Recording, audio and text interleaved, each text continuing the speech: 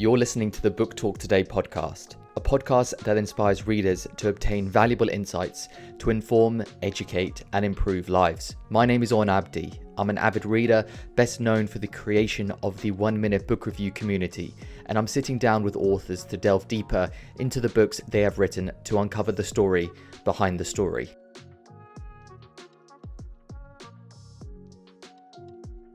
Hello Book Talk Today family, and welcome back to another episode of the Book Talk Today podcast. My name is Orn, I am your host, and in today's podcast we are joined by Heather Hansen. Heather is a global communication specialist, TEDx speaker, and founder of Singapore-based communication training and consulting firm Global Speech Academy Pte Ltd. And in today's podcast, we'll be discussing her upcoming book, which is coming out on the 17th of March in the UK, which is Unmuted: How to Show Up, Speak Up, and Inspire Action. This is where I usually show the book in hard copy, but unfortunately the book is coming out in a month or so, just under a month, and I don't have the hard copy, but Bloomsbury were kind enough to send me the PDF copy, so I was able to read it and speak to her about the book, and we had a really interesting conversation about becoming unmuted. I think that a lot of people sometimes suffer with the inability to communicate, and not necessarily because they have a physical inability to communicate, but they have like a mental block, and that could be to do with insecurities, or they don't feel like they're valued, or they might have imposter syndrome when it comes to their ability or knowledge or skills related to a certain profession that they might be in. And personally, I had speech therapy when I was younger, when I was like 3-4 years old. I had trouble speaking, so I went to go see a professional to try and help me, and that sort of stuck in my mind when I was young, and that was perhaps my process of becoming unmuted. And we had a really interesting conversation about some of the strategies we can use to get around becoming more unmuted and how to communicate more effectively and get our message out there, which is what we're essentially trying to do. And Heather shared her insights for her 15 years of experience, and also her personal experience of dealing with her own process of unmuting as well. So it was a really interesting conversation, and I really look forward to sharing it with you all. If you haven't already, please do subscribe to the podcast. Every single week we release a podcast with an author to discuss their books and the ideas and principles inside of it. And we have some really interesting conversations coming up in the next couple of weeks.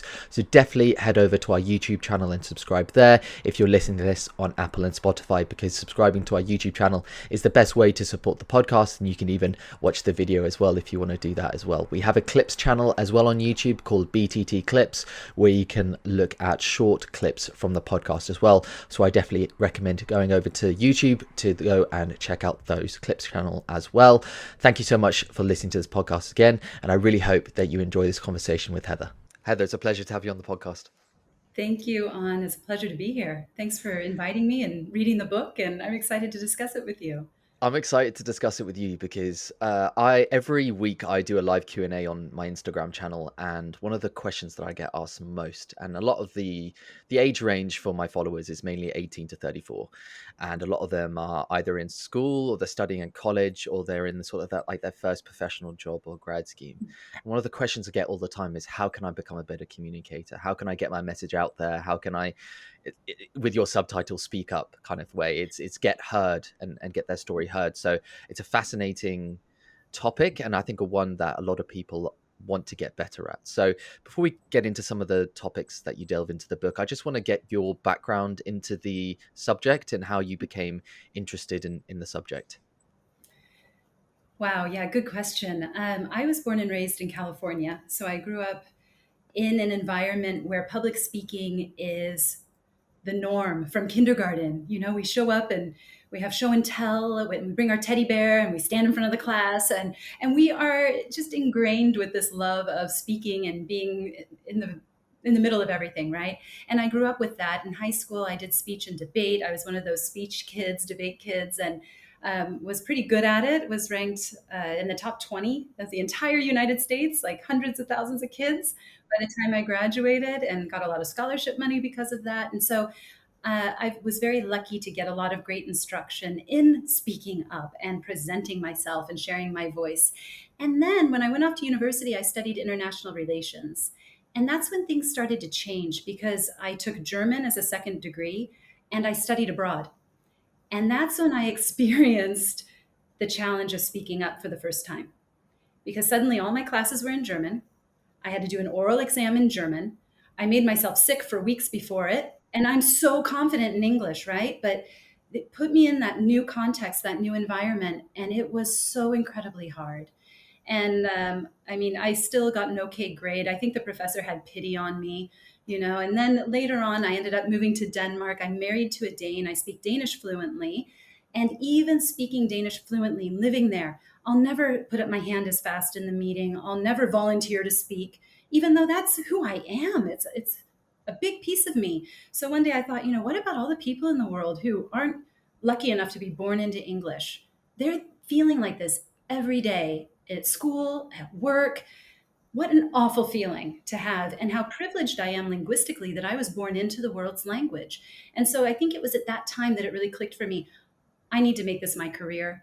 I want to hear global voices. I want to give people a voice, an opportunity to share their stories. And that is the progression that led to Unmuted.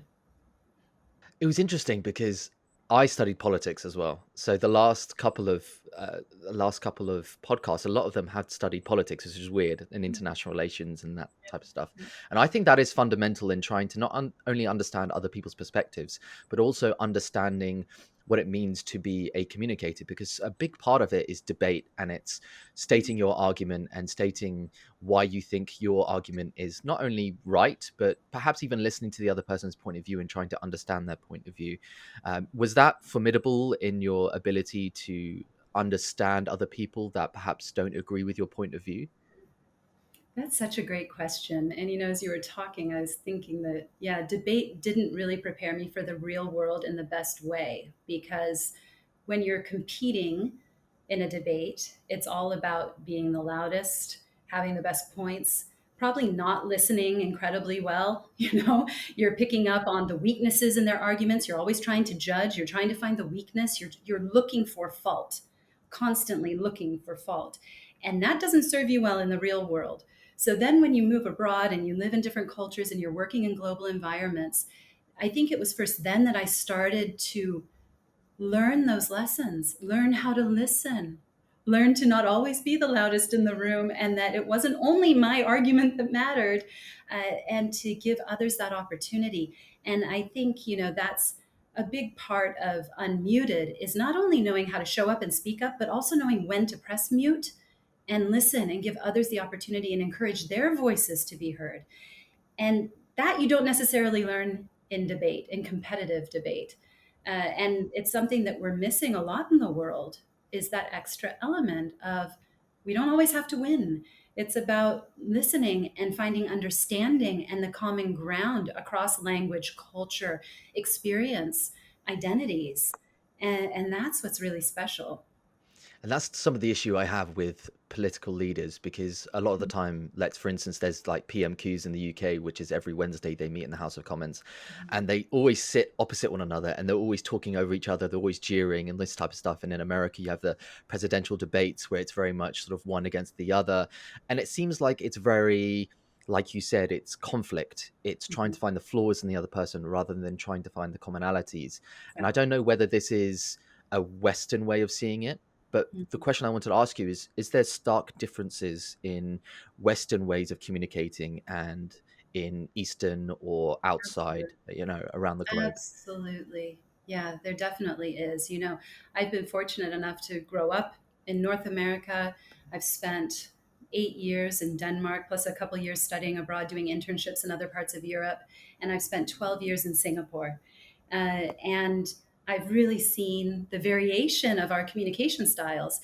And out here in Asia, yes, it's definitely very different. There's a lot more collaboration, there's a lot more listening. People aren't as vocal to speak up right away. Singapore is a very interesting place to be because it's so international. And so we have a lot of leftover colonial mindset here as well that we'll see played out in business. We see a lot of the native Western speaker dominating conversations. And that's another reason I wrote the book, was to bring forward more of these voices, and help them to speak up. But there are a lot of cultural perspectives here that make it a little bit more difficult. Growing up in educational systems where you only speak when you're asked to speak, they didn't show up for school doing show and tell. They were expected to sit and regurgitate the information that was given to them. And they're very, very good at that. But they weren't encouraged to speak up and present their ideas in the same way many of us were growing up in the Western world. I would have to say that's definitely changing, especially in Singapore. The younger generation, and even people graduating now, going into the workforce, much more confident to speak up and share their ideas. But we have a long way to go with that, and we need to hear more of those voices. Absolutely. Where does that come from? Do you think a lot of that is training at school, or do you think that more people need to have, where does that confidence come from? Because obviously you've had that experience as someone who's trained from a very young age about how to speak up. But what would you advise someone who hasn't had that experience and perhaps is quite muted and they fear that authentic way to speak about themselves? What advice would you give them? Yeah. I think there's two kinds of confidence. There's both the skills confidence and then the self confidence.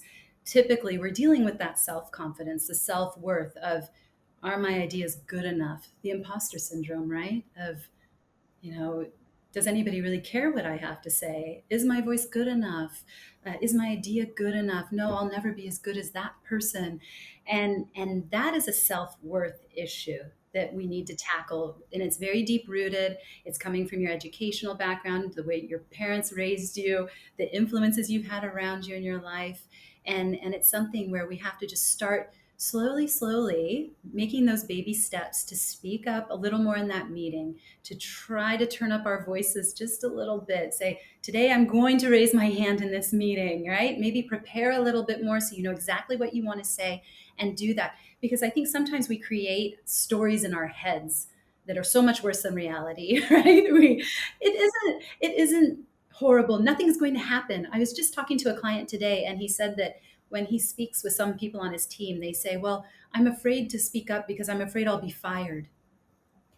What do you mean? And he's like, has anybody in the history of our company ever been fired for sharing an idea? Like, never in the history of our company has that happened. But it's a real concern. Okay, so the confidence could come from a toxic environment or where they feel like they can't speak up. It could come from this self-confidence, or it could be a skills gap. They feel like my English isn't good enough, my accent's too heavy, they won't understand me, I'm too embarrassed for whatever reason.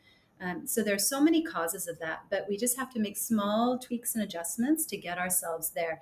And I think a lot of, in business anyway, our teams can help us too, by speaking to others about it, speaking to our supervisors, managers, leaders, to create environments where speaking up is appreciated as well.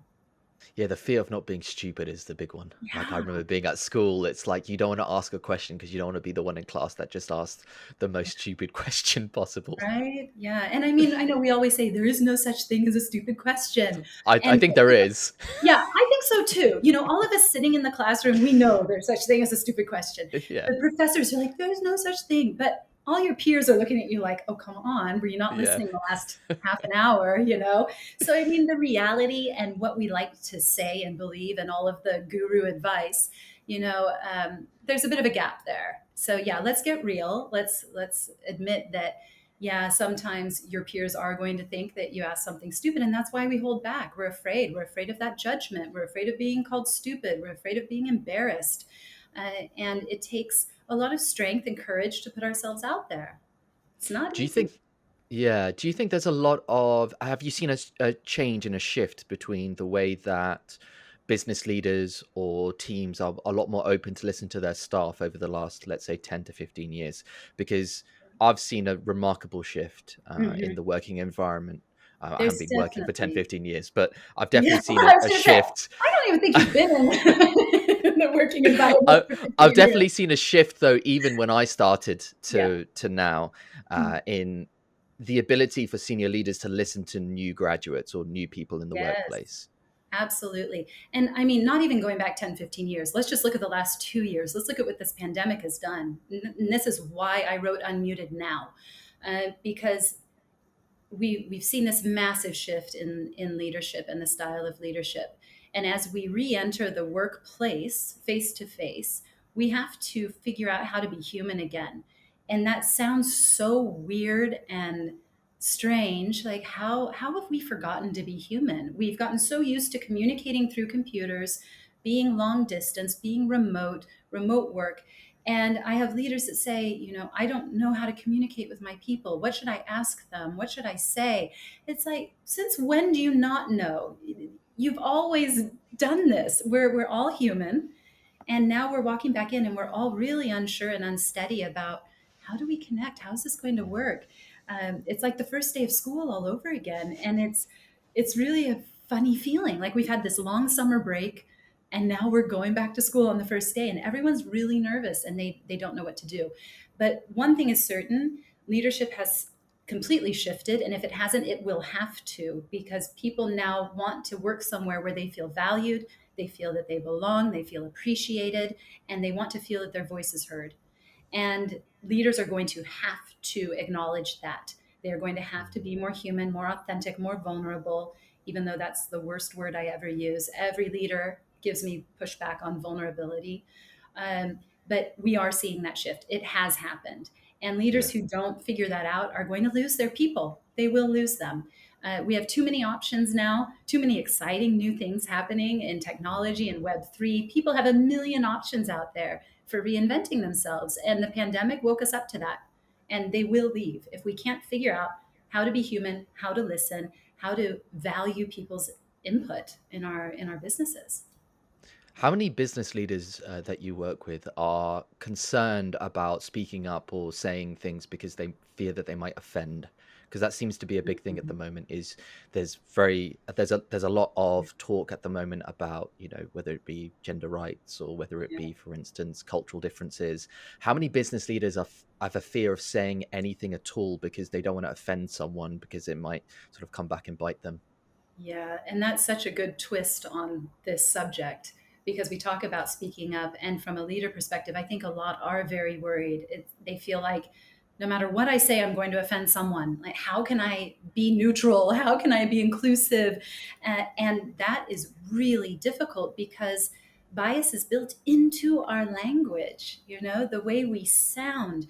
I mean, you're in the UK. How many different dialects, accents do you hear on a daily basis from people all over? And there's so much variation. And the minute you hear an accent, even just the voice, you're already making judgments about where that person was educated, what their economic status is. I mean, It's like everything about implicit. It's you implicit. know You it you automatically think it. in the first seconds, whether you want to or not. If it's a Mm. foreign accent, and then what foreign accent is it? Think of, Hollywood films. I mean, we went through a phase where every British accent was the bad guy. Now every British accent is a sexy doctor. So I Yeah. mean, it goes up and down, right? Yeah. and, and we've been through those phases. But the other bad guys were what? The Germans, the Russians. I mean, think of Indiana Russians. Jones, all the movies I grew up with, Yeah. in the 90s, like Indiana Jones. They were all the Germans were the bad guys, and they had really strong German accents. The first time I ever went to Germany, that's when it hit me how strong that media influence is, because I stepped off in the airport and the workers there, someone yelled across the terminal to another worker in German, and that yelling in German made me freeze. And I thought, what is scaring me right now? Like, why am I reacting like this? And I realized it was exactly that. I had been enculturated that when I heard German yelled, it actually scared me from all of the movies, the media that I had experienced growing up that had put the German language and German speakers in that position. Isn't that wild? I mean, I think it's just crazy. And how many of these biases do we have that we don't even realize? Mm. It's a little scary. It's really scary. I had that. So after my second year at university, I went and did this exchange program where I basically taught at English at a Chinese summer school. So I traveled to Guangzhou in China, and I taught in a high school. There was like 150 foreign teachers, and we taught English. And I remember going there. I learned a bit of Mandarin before I went, just so I wanted to Fantastic. sort of sort of get myself up to speed, so to say. And I went to the school, and the first meeting was like, there is going to be only English for 2 months. And I thought, I just spent like 3 months studying Chinese and I'm not going to be able to use it. But I remember going there and thinking, having these implicit sort of fears about China. Like I studied, Hmm. the Communist Revolution, I studied Mao, and I studied China in depth when I was at university. And I went there and I couldn't have been more wrong. Like I could not have been more wrong. And they are friendly, they are open, they are very forthcoming, but you don't see that in the media. You don't see that when you look at, like you said, film or media. Everything is, they're different, Hmm. and it's not the difference that is good. Right. Yeah. And we forget how much we are the same. I think the best thing to do whenever you're going to travel somewhere new and you don't know the culture, or maybe the media has given it a negative image. I actually I spent 2 weeks in Sudan Oh speaking wow. to a company there, and everybody told me, don't go. My parents are Mm, like, please, Heather, don't go. People are using my children against me. Heather, you're a mother. You can't go to Sudan. I mean, it was intense. And what I did was I went on to expat chat rooms and boards on the internet. And guess what? They were having all the same conversations as the moms here in Singapore about, oh, the international school and the teachers and this and that, and where to buy this and where to find their favorite food from home, and all the same stuff. Nobody talking about their bulletproof vests that they're sending the kids to school in, which is what people made me think was happening, or yeah. all the violence and the scary crime, and none of that. It was just normal life. And when I went there, it was amazing because there were terrorist attacks and bombings in 3 different places while I was there. I hadn't told anyone Mm, I was going. I put a post online saying, everyone told me not to come here. I haven't said where I am, but I'm actually in mm, Sudan right now. And I wanted to talk about it because there had been violence everywhere else, but the one place there wasn't was Khartoum, Sudan. And that ended up going viral. Sudanese police took it and spread it, and it was insane all over Sudan. People were showing up at my events at the hotel to like bring me gifts. It was amazing oh because wow. they felt like, wow, someone really saw us finally. We're depicted a certain way in the media, and that leads to so much bias globally. And we just turn off our listening when people from these different places start to speak, because we've Mm, been just ingrained with these ideas that aren't ours. We didn't choose them, but we just have them. So we have to start really thinking about, where do our biases come from? Uh, how am I listening to certain people or not listening to others due to mm. how they sound, how they speak? Um, yeah, it's scary and it's sad, and that It's really. scary, and yeah, I think that's a really great way to explain it. It's scary and it's sad, Yeah. and it really, to me, highlights the importance of travel. I was very fortunate when I was young that Mm. my mum took me and my brother loads of places. Like we were very, very fortunate, and I think that plays a key role in your ability to not only communicate with different people from different locations, but understand their point of view, which I think is massive. So, how often do you recommend that people who are struggling with trying to maybe communicate or understand people actually travel as a way to do that? Oh, yeah, as much as you can, as much as you can, especially Yeah. to understand global culture, which, whether you like it or not, we are all living globally now. You can be in your living room and never leave it. The pandemic showed us this. And now we're moving into the metaverse. It's going to become more and more and more global. So it is Mm, time now to start understanding these different cultures, to be learning about them. And of course, the last 2 years, travel has been incredibly limited. I had my first trip over Christmas. It's been very, very difficult to do that. But we have so many other ways to travel: online, in Clubhouse chat rooms, voice chats, Twitter spaces. We have all the technology to actually meet, interact, and have authentic interactions with people mm. everywhere. There's never been more opportunity. I mean, you say that your listeners are 18 to 34. What an amazingly exciting time to be between 18 and 34. I mean, what an amazing time. I'm not that much older, but I am slightly out of that out of that range. It's interesting though, because I think that especially in this age group, they usually fall into two camps, and this is probably the case as well, even if you don't fall in these two camps. I spoke to someone over the weekend, and they were very pessimistic about the future. I don't know whether this was their own personal viewpoint and stuff. They were talking about how people tend to manipulate others when it comes to communication, and sort of using dark psychology tricks, and everyone's trying to get one up on one another. And I said to him, it's like, we progress as a human civilization because we cooperated and we were able to communicate, and we basically had trust with one another. Mhm. And I think this is a very negative way sometimes that people see communication. It's like, I don't want to speak to them because they're going to try and get one up on me. Yeah. Yeah. And I can understand that viewpoint. I mean, we see that. That's our news, it's our media, it's what we see the adults, our leaders doing. So that is the model we're being given. And I think it's up to us to change that script, right? And Mm. say, listen, no, we're done with that. That's a huge reason why I wrote the book. I am tired of listening to the same voices saying the same things in the same poor way. And I want to change that script. I want to change that dialogue. I want us all to start being more conscious in our communication, bringing the human empathy back to our conversations, our discussions, listening to one another, finding the commonalities, and building and collaborating with each other. We are ready to build a new world here, especially the younger generation listening. It's up to you, and it's up to me, it's up to all of us. It's our time, it's our time, and it's time for us to build that world that we want to see, and we have every opportunity to do it more than ever before in the history of humankind. We can do that with the technology and our communication tools that are available to us. So I think it's I, time to flip that script there. And yeah, I do understand the pessimism, but I think we have a lot to look forward to, and we can build that the way we want to see it. I told him to stop watching the news so much.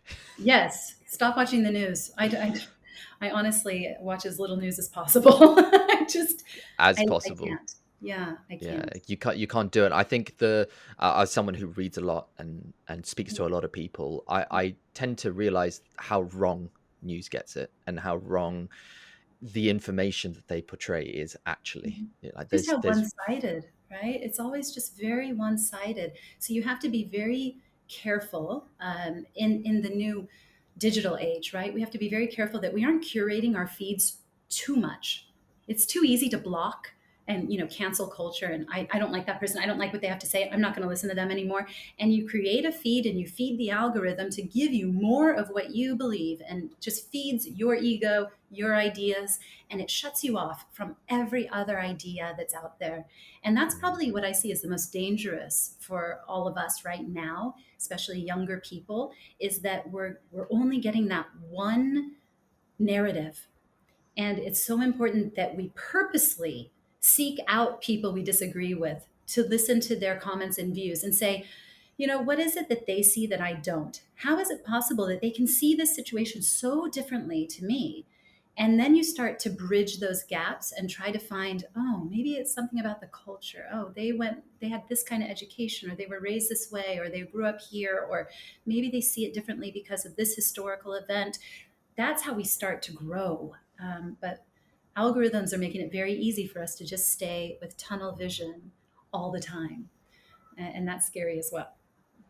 I think a big fear that people have when listening to other people's point of view is that by listening to other people, they're going to change their own. Mm. There's a deep in, like, I think, especially from, for instance, like, a lot of my followers are from like subcontinental, so a lot of them are Muslim, and they think that like listening to someone who's like non-Muslim is going to change their religious belief, or is going to sort of impart them. So I don't know, perhaps maybe you have a way of combating that, but like, what is your perspective on someone listening to someone but not taking on everything as perhaps like the truth? Yeah, you don't have to agree with everything you hear. It's not about that. It's about trying to understand their perspective and where they're coming from. The very first chapter of the book is called Who Are You? And that's the first step. I think so many of us have difficulty showing up in the world because we don't know who we really are, what our values are, what we believe in, what are the things that we are not willing to compromise. And that could be our religious beliefs, it could be our traditions, it could be our culture, it could be our identity, it could be our sexuality, it could be anything.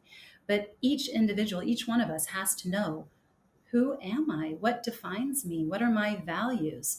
And then when you go into conversations, you go into other cultures, you can learn how to change your behavior slightly. You can choose how you interact. You can mirror and match up to that line that it goes against your values. So this is something that I call authentic adaptability, because I don't agree with that toxic authenticity kind of culture of, well, I'm just being authentic, so you have to deal with it, right? This is my Yeah. authentic self. So I'm sorry if you think I'm mean or I'm too direct, but this is me, and you have to accept it. That's not what it's about. We are always adapting. We're negotiating in every conversation.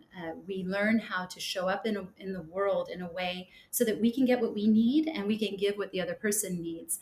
And there is always adaptation happening. But as long as we're being true to our values, we're still us. We're still our authentic selves. But in order to create that connection, of course, we're going to speak in a way that connects a little bit better. And we might change some of our behavior, our language to be clearer, change some of the sounds that we use to make sure people understand globally. That doesn't mean that we have to become the other person. It doesn't mean that listening to them, we suddenly have to take on their beliefs. Not at all. Not at all. And in fact, you shouldn't. But it's about just understanding and respecting those beliefs. I have lots and lots and lots of Muslim friends, and I'm still not Muslim. So, it doesn't necessarily work that way. And I have an enormous amount of respect, and I've worked in the Middle East, and I love the culture, but that doesn't mean that I necessarily have to take it on as my own, right? I mean, Yes. then we're borderline going into cultural appropriation and all of those things as Yeah. well. So it's about respecting and understanding, but you don't necessarily have to become that. Yeah, that part of the book where you talked about authentic adaptability was very interesting, because I thought it was one of the key aspects to what it means to be a conscious communicator and someone who is a good communicator, because you don't want to be the type of person, like you said, that just says, I'm being authentically me, and this is just me, and you have to deal with me type of thing, because they tend to be the worst type of communicators because they don't adapt. I remember the first time on my grad scheme, we used to have these training seminar things that they took us on, and one of them was on like communication, and a big part of it was changing the way that you speak based on the person that you're speaking to. So whether it's your manager, or whether it's Mhm. one of your peers, or whether it's an external stakeholder, whatever it might be, your ability to adapt while still being authentically you and trying to get your point across is perhaps the most nuanced and most difficult part of being a great communicator. It is. Absolutely. It's absolutely the most difficult part. How can you communicate uh, and in the way that will get the best response for that situation and yet is still you? And I mean, it would be a really, really great thing for your listeners to do is, okay, you told me they're in the 18 to 34 age range. All right. Well, the way that I'm communicating with you is quite different from the way that I communicated on my last podcast. So go ahead, go and look up some of the other podcasts I've been on that are like directed at CEOs, directed at, top leaders, business leaders. Listen to how I answer questions, listen to how I interact, listen, even watch, if any of them are video, how much less I use my hands, how much more composed I try to be. And it's still me. I'm still talking about all the same ideas, but my communication style changes for that audience. And it's not to be manipulative in any way. It is so that I can try to form a stronger connection and bond with the people who are listening. How can I speak in a way that will resonate with that audience as opposed to another one? Because we all have different ideas, different perceptions, different judgments. And of course, the way that I speak to the CEO of a multinational client is going to be different than how I speak to people on Instagram. It's think of it as your social media presence, your Twitter versus your LinkedIn versus your Facebook versus your Instagram versus your TikTok. They're all different. Any good marketer knows they're different. Your voice is different, but it's still you. And you're right. You're absolutely right. And I agree with you that it is by far the most important skill to master in your global communication, or even your local communication, whoever you're Yeah. speaking with. What's the best way to find that authenticity for yourself? Because I think that's one of the hardest things that people have Mm. to deal with, because they might think to themselves, I have a personality at home or with my friends, but I I have a fear to take that personality into the workplace because, you know, they fear that they just have to be a certain type of person. So what's the best way to find that authenticity for yourself, but also transfer it whilst keeping your personality in the workplace? Yeah, that's such a good question. And that's hard. I think that's what unmuting is really about, Mm, is bringing more of that self that you probably have more around your friends in your home and bringing that into the workplace. Now, first, why don't we see that happening in the workplace? It's because we don't have the same level of connection and relationships in the workplace that we do with people at home or our closest friends. We don't have that same level of connection. So first, it's about building more of that, having more empathy at work. And I see us shifting this way, like we talked about the leadership change. I think we're going to see a lot more empathetic communication at work, a lot more open and honest communication, where we are truly listening to each other and being more accepting of our authentic selves, and not feeling like we have to hide so much. But in the workplace itself, I think the best thing to do, especially if you're not in a managerial role, is start talking to people about these things. Start saying, should we have an unmuted experience or an unmuted open mic night, and everybody come together and share different stories about how they came into this career or why they started working for this company. And we can start to find ways to connect that are a little bit different than before. And I think we should definitely take this as a new reset, first day of school. Let's go in there and mix it up a bit and try some new things to create stronger connection. When you feel that you're in a connected, safe environment, that's when you feel that you can show more of your authentic self and don't need to be positioning or speaking in a certain way to impress someone. mm, But it will still be there. It will always be there. You'll never speak to your boss the way you speak to your partner or a brother or sister. That seems silly, doesn't it? It doesn't even make sense to me that I would speak that mm. way to my boss. And I don't think we should. I don't think we need to go that far. But we can still bring a lot more of our personalities and our humanness to the discussions and conversations at work, for sure. I think the fear that people have as well is perhaps they have that insecurity about perhaps who they are, or they're still trying to find who they are. Because like I said, like the listeners are like 18 to 34. And when I think about who I was when I started my grad scheme when I was 23 and who I am now when I'm 28, you're a completely different person. And I think trying Wait till to you're 42 balance. on. Wait till you're 42. I'm still figuring it out. I don't, and that's why the first chapter is who are you? Because Yeah. I mean, go and Google that and look how many search results there are. Billions. None of us know who we are. And we're constantly changing and we're developing. It's not a static answer. It's not this is who I am for my whole life. No, it's not like that. We're changing and developing every single day. And we have every right to change our minds tomorrow and say something different and believe something different. Um, it was an incredible process simply writing a book. I mean, anybody who's Mm, ever thinking, dreaming of writing a book, this is the ultimate unmuting. And you write, and the whole time you're thinking, what are people going to think of this? And how are they going to judge me? And of course, there are going to be people who hate my book. That's life. That's going to happen. And I have to have the courage to do that. And as I would write, I would say, come on, Heather, just unmute. Say what you really want to say. Just say it. And you have to live that. And every day you get a little bit better at it. But it takes time. We're all figuring out who we are. It's not just the 18 to 34-year-olds. It's the 40-year-olds, the 50-year-olds, the 60-year-olds are still figuring out who they are. The 70-year-olds are still figuring out mm, who they are. So this is a process. It's not a constant. I think that yeah. helps to think of life that way, that you're never going to really know. So just show up. I think there's an interesting concept. You talked about process there in the book. I think you talked about like a metacognitive process of taking like a bird's eye view to yourself, the way that you communicate and your surroundings. And Mhm. I think that's really interesting. Like we had an author on a couple of months ago talking about stoicism. And one of the things he talked about is like cognitive behavioral therapy and taking a bird's eye view to your issues in yourself. And I think this is huge when it comes to not judging yourself about yourself or who you are as a person in the present and your journey, because the way I like to see it is, I don't know how much you gamed when you were younger, but I gamed a lot. And there was this game called GTA, which is the one where you go around like shooting all people. It's not the most pleasant game, The but games like I don't let my children get near, you mean? yeah, yeah, exactly. The games that parents shouldn't let their children play. Yeah. Uh, and like that game is very interesting to me when I think about it now, because what you're doing is you're basically moving a character through life and you're controlling the person from behind them, but you can sort of see that person. Mm, And that's how I like to see the way that I go about my life. It's sort of, I'm not the person that is doing the things I'm doing. I'm sort of controlling them in a way, and I don't take anything personally because mm, I'm still learning, I'm still moving my way and navigating my way through life. mhm. Yeah, that's a great example. I'm sure that's how you explain to your mom that it's okay that you're shooting people because it's not really you. You're just observing, right? Well, not I don't do it anymore. It's when I was like 13 and I had nothing better to do. But Yeah. I just think about that when I was younger. But yeah, anyway.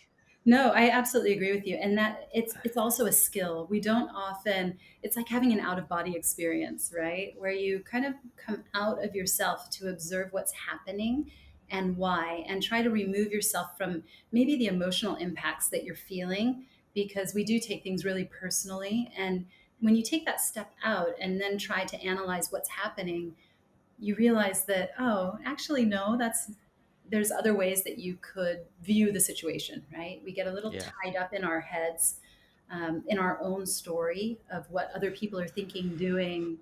And then when you look at it from above, you go, oh, well, no, they didn't really say that, did they? And no, their body language didn't really mean that, did it? And we can be a little bit sensitive at times. So, yeah, taking that metacognitive approach, also thinking about the language we're using, the way things sound, the way we're interpreting others, the meaning behind the messages. There is a lot to that. So, yeah, you picked up on I something think strong there.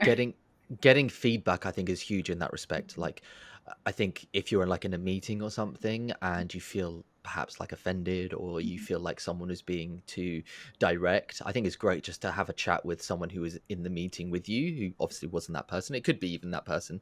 If you feel, you know, particularly direct that morning, is like, just ask someone. It's like, did you get the feeling that they were being that way, or is it just me, or can you just give some clarity? And they could say, oh no, I think they were just meant this, or they could be like, yeah, they were just being a bit mean. So I Yeah. think getting feedback is huge. Yeah, getting that feedback and being careful, as long as you're careful that that feedback doesn't turn into some kind of gossip fest, right? That's the danger that we run into, where it's like, was he just being mean to me? And yeah, he's so mean, and then it turns into like a gossip war around this guy who's just a jerk, and oh yeah, and he did this with this other person, and la la la.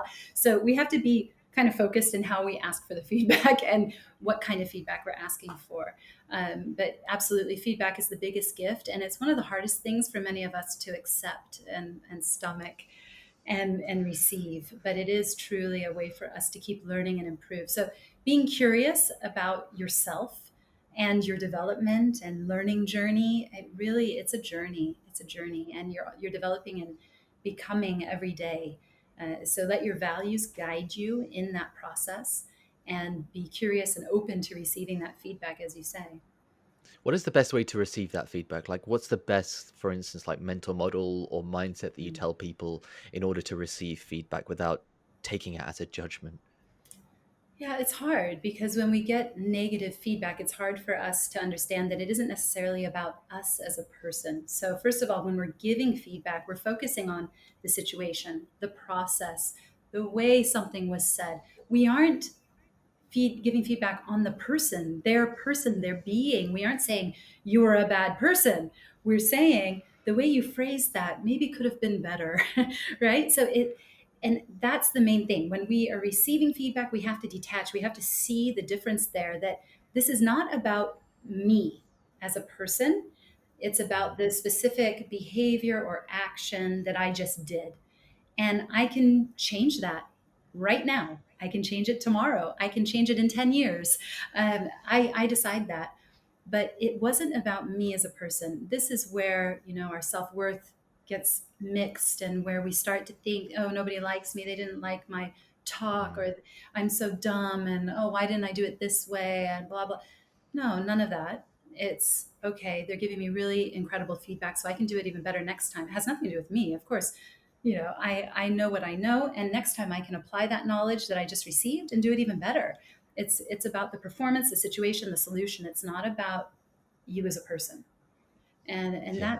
it's hard. It's hard. I struggle with feedback as well. I mean, we all do. It's hard. Yeah. I think Somebody's going perhaps to at put this. some comment under this video, like, you know, we get that. If you unmute and you put your ideas out there, you will get feedback. That's it. But I say that the benefit of speaking up and letting the world hear your voice is always, that benefit is always larger than the risk of receiving poor feedback from that minority of people. Exactly, and the minority is perhaps amplified a lot of the time, and that's the difficulty, I think, when you navigate in today's world. It's like you can receive 99% of positive comments, and you just receive like the couple that is negative, and that's all you can think about. And you try your best not to think about them, but they sit there the back, Yeah, I the back of bet. your head. I mean, you must get this. I mean, I can't imagine. I can't imagine anyone would give you negative feedback, but I mean, you're very Oh, they vocal do. online. You have your podcast, you have your Instagram, all these big things. You're really putting yourself out there. And I mean, how do you react when you get that feedback? How do you deal with it? Because you're really putting It's a yourself out good question. Like, that's a really good question. I think like when I was a kid, there. Mm. I had a difficult time at school, and I had teachers who gave me a lot of grief. And I wasn't perhaps like the most unmute person. I was very muted at school. Like, I suffered from ability to speak. I went to language therapists when I was really young, and like teachers used to complain about me not saying anything in class. I was always the one in class that was just sort of like, and I Oh, was asked about something and I didn't say anything. wow. And I think that I kind of just got used to people giving me really bad feedback, if that makes sense. Yeah. And I actually think it's a good thing, like especially when you're young. Like I don't like when people always give people good feedback when they're young, because I think sometimes it's nice to not obviously be like really direct and say you're terrible, because that didn't happen. But it was all like, this is how you can become better. This is how you can become better. So when someone says something negative for me right now, my automatic reaction is they must be having a bad day, Mm-hmm. because That's it's not about me, because they it. don't know me, It's not because about, they don't know me. no. Like, how can they have a negative opinion to me? They have no idea who I am as a person. So True. I just say to them, they're just having a bad day, and it's all right. That's fantastic. And especially in the online world of social media and all of that, it's never about you. And yeah, you just have to let it roll right off because it's definitely about them. And when people hide behind Yeah, their keyboards, it's awful. But wow, what an experience you've had to unmute in your life, from yeah. celebrity to podcast host. I mean, that's amazing. So I you've lived a lot of this in a very special way, and yeah, I really admire what you're doing. That's amazing. Yeah, I think reading your book was very interesting for me, because I felt like it was a transition point for me doing this podcast specifically, because like speaking with people that you've never met before about topics that are at times complex, like the podcast that's going to come out that I recorded last week was about mathematics. Mm. This guy is a professor in mathematics at Warwick University. He's written over like 120 books and this type of stuff. And you're trying to have a conversation with him whilst trying to realize that this guy is way more intelligent than you. And trying to balance that is very difficult, because you want to become, you want to have a conversation with someone. Like, I'm having a conversation with you right now about a topic that I'm not very well versed in, but No, putting but yourself you in that are. You've lived it. situation. You've lived it. But You're very well versed in it. thank you. But putting yourself in that situation, I think, is a big thing. And that was something that I took from your book, is like, you can read about it as much as you want. You can learn about their techniques and body language and Mhm. tone and stakeholder management, but you have to put yourself in that situation in order to learn. That's exactly right. Yeah, learn by doing. And every time it gets a little bit easier. You learn something, you apply it, it gets a little bit better. But it is a very long process. And we're always working on being better communicators. I'm sure there are people who will see my book and be like, what's Heather doing writing about that? Everybody has a different opinion, and we're all just doing our best. We're doing our best. And just to share our ideas with the world, that's the way we progress as a globe, right? As a human race, by sharing our ideas and collaborating. So I'm very, very happy you've unmuted and are sharing your voice and giving a platform for others as well, so that I can share my voice and your other authors. It's amazing. It's really Yeah. fantastic. you probably learned more writing the book than anything previously. Like that seems to be my experience of speaking to authors. Like the process of writing the book actually sort of you're able to condense all the knowledge that you've learned previously and condense that and actually learn what it means to be unmuted. Exactly, exactly. Because, I started my company in 2007. I've been training, coaching, speaking about all these little pieces of communication for, 15 years at least. And we did a bit of cross cultural communication, presentation skills, articulation training, empathy, people skills, relationships, all these little pieces. And when I sat down to write Unmuted, it was about how do I bring all of this together? Because I'm so tired of HR departments calling me and saying, this person needs to communicate better. They need presentation skills training. We can dump as much presentation skills training on them as we want. But if they're in a toxic environment or they have no self awareness or they can't figure out how to frame the message to be correct for that cultural group they're speaking to, it doesn't matter how much Mm, presentation skills training I give them. So, Unmuted was really about how do we bring all of this together, behavioral psychology, linguistics, cross cultural communication, psychological safety. How does it fit? And when we take this bird's eye view of a holistic framework of communication, what's really going on here? What's really holding us back? And that's how the unmuted framework became a thing, was through writing this. It was pulling all of this together and all the research and all mm, the interviews and all the clients I've worked with and all of their stories and everybody I speak to, and trying to find the common patterns of what was really happening there, and the common experiences of sitting in a meeting and there's always that one person who's too loud and dominating, and there's that person who's too soft, and they have good ideas and they just aren't confident enough to speak up. And then there's always these people who are just completely silent and won't speak because they've had so much negative feedback, a lot like you as you were young, and have completely muted themselves. And so this book is trying to tackle that and say, no, let's look at this as something bigger, of what communication really is, and find a way to mm. unmute in a way that we feel valued, we feel understood, we feel like we belong, and we're inspiring others to speak up and do the same. That's what it's all about, as far as I'm concerned. Yeah. Not just the book, but life. That is what life is about. That's what the world we're building is about. So that's kind of my world peace, Miss America moment there. That's my driving force. Mhm. That's your UN. That's a UN conference speech. Yeah, yeah. My UN conference speech. Yep. Call me I think UN. it's Call me. I'm ready. get unmuted, UN. Yeah. I think it's interesting because like one of the things that I see or observe is becoming unmuted is a lot less about becoming or the tactics about communication, but it's a lot more about, like you said, the self-awareness about Mhm. people trying to understand who they are and where their voice fits in the world. Like your voice might not fit in a corporate environment, but it might fit, for instance, on YouTube, or it might Mhm. fit in a different environment.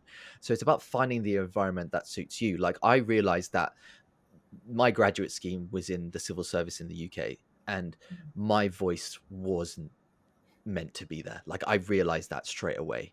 Like I just knew that that wasn't the place for me Mhm. to get my message out there.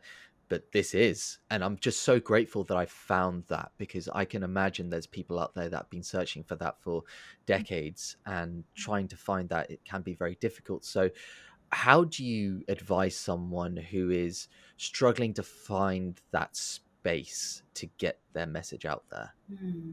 That's a really tough question, to be honest. We have so much noise in the world, right? And Yeah. how can you have your voice be heard? And I think you're right. You know when you're not in the right place, where there isn't Yeah. a fit. The problem is that we don't all have the freedom to up and leave, right? And we sit in dead end jobs for a decade and then wake up one day and say, okay, I've had enough. I think the pandemic forced this a bit, where people said, ooh, I'm waking up now. I'm done with this. And Mm. I'm leaving. We're seeing the great resignation, the great reset, as I prefer to call it. We're just resetting now. And everyone, I think, is after the same thing. We're all trying to find where do we really fit? What do we really want? Mm. Do we like to work remotely? Do we want to work in our pajamas? Do we want to work in an office? Where do we fit in the world? And that's a huge, huge question. Even, it's as big as the who are you. It's also where do you belong. And since I've lived in 3 different continents, I've been through those phases of I don't belong here. I can't spend my life here. And recognizing that, and then having to be patient, finding the right time, the right opportunity where I could leave. That's what's really, really difficult. And some of us are much more privileged than others in having those opportunities. But more than ever before, you can create your opportunities like you have with your podcast, with your online presence, your voice there. We have more opportunity than ever to have our voices heard.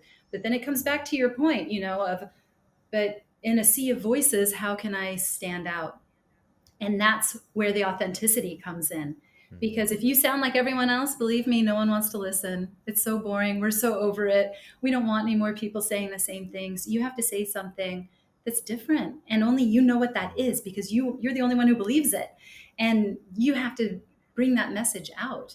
So, I mean, for me, it's a lot around accent bias and how we're judging each other, and how we need to look at language differently, and unmuting voices. And there's a lot there that, yeah, there are movements, there are other people saying similar things, but put my personality with my ideas, and it's unique. There's no one else just like me, and we have to value that in ourselves and go out there and do it.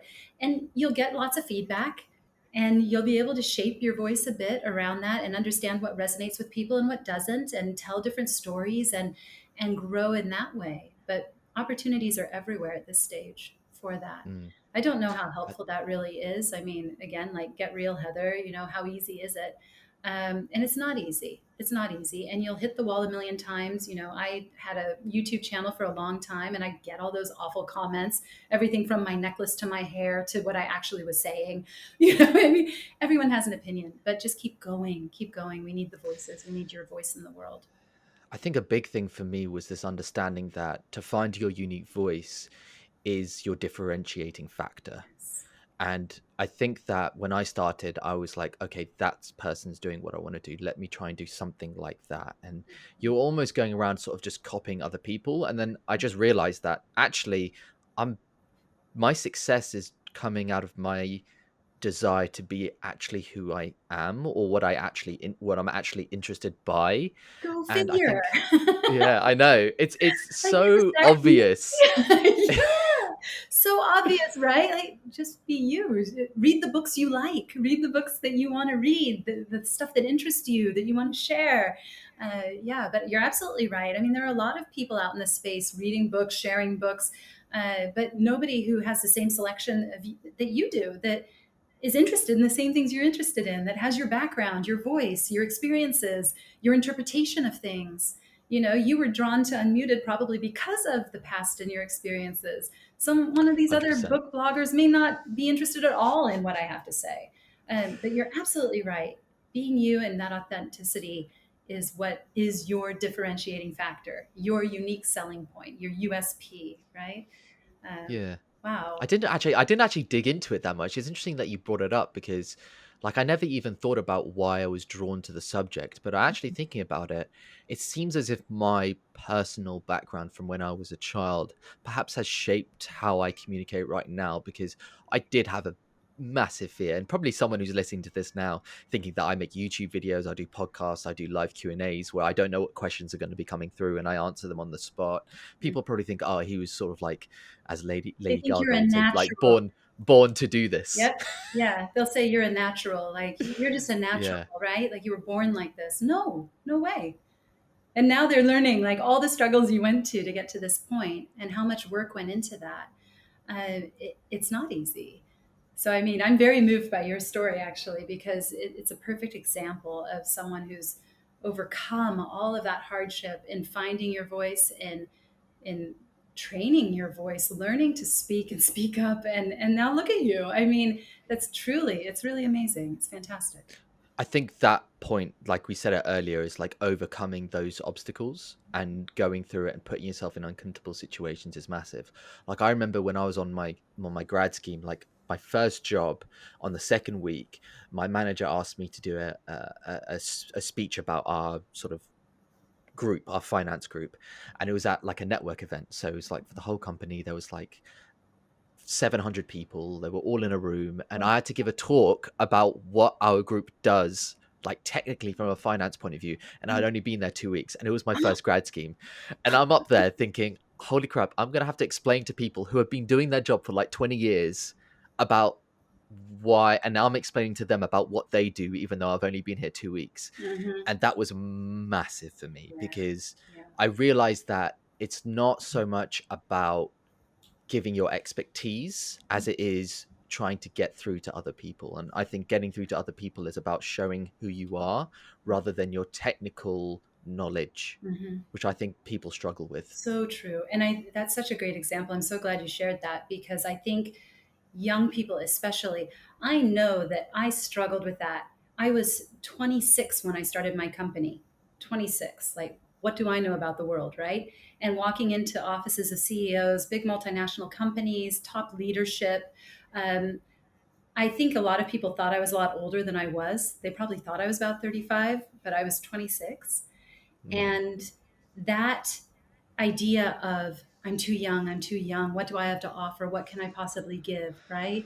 That is so difficult. And I think it wasn't until I turned 40. When I turned 40, it was like I woke up and I'm like, okay, I'm old enough now. Now I can have a voice. Why did I wait until I was 40? Why didn't this book come out 5 years ago? And it's honestly because I wasn't at that point in my journey where I had that confidence that I was old enough to put my thoughts and ideas out there. This is going to be the biggest shift, I think, with the generation who's coming into the workforce now. I don't think that any of this generation is willing to be silenced. I think that they know that No. they have ideas, that the way the world is working right now is not working. And what got us here is getting us nowhere. It's getting us to a dead end. And I think they're ready to come in and say, you know what? Guess what? I've got an idea. And I think you need to listen to me. And I really hope, and I encourage everyone listening, I hope that you will do that, because we need that new energy. We need new ideas. We need new voices. We need to build this new world.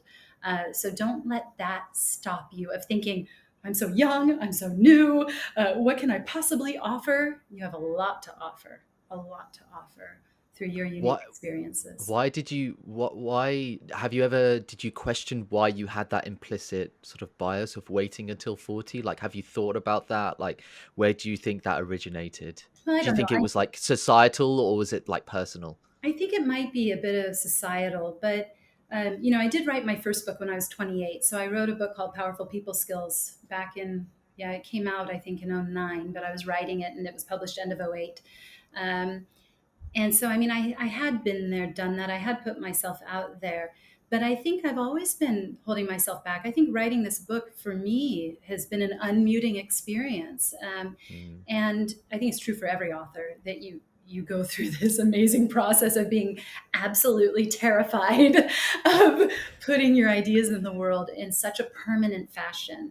Um, Yes. but this idea, I don't know, maybe a bit of respect your elders. I was always the good girl in school, the good student, top of the class. I did what people told me to. I respected people above me, always used doctor and Mr. and Mrs., even with my friends' parents. That was how I was raised. And now my kids grow up calling my friends by their first name and their teachers by their first name, just which is beyond comprehension for me. But I think I did. I just grew up in a conservative culture and environment where there was a lot of respect given to those who were older. And I don't know. I don't know. It's a Did you great, feel like you had to pay your dues, yeah, like I had kind to of pay my thing? dues, like, oh, you're in your 20s, what do you know about the world? That was sort of the feeling, and I gave That's that to myself, right? Talking about yeah. taking that bird's eye view, the meta view, right? If I came out of my Mm. body and looked, what was it in my environment? Was there any real proof that that was the case, that anybody really thought that of me? Not necessarily. This was a narrative I was telling myself, that no, it's not time yet, or I'm not good enough yet, or I don't know enough yet. Maybe I need to get my master's first. Maybe I need a doctorate first before I can give myself permission to speak up and share ideas, right? I've always been Yeah. very academically focused as well. Okay, since I don't have a PhD, am I really, oh, can I talk about this? Of course I can, right? I've had life and world experience that is so unique, Yeah, yeah. across so many different cultures, and seen so many things. And I get to sit and watch and interact and talk to some of the top business leaders in the world. I'm in such a privileged position with my Mm. work. So of course, but we hold ourselves back. We put ourselves on mute. We decide, oh no, I'm not yet. I'm not good enough. Imposter, imposter, imposter. So what's really holding you back? But it's a good question. I'm going to have to reflect even more. We'll keep in touch. Yeah. I'll write you if I figure out Yeah. what it was about specifically the age thing. But I can't tell me, listeners, I'm not the only one. I think there are a lot of us that struggle with it. But I'm hoping this new generation is like, nope, I'm over it. Nope, they can listen to me. I have something to offer. Don't wait till Yeah. you're 40. There's no reason.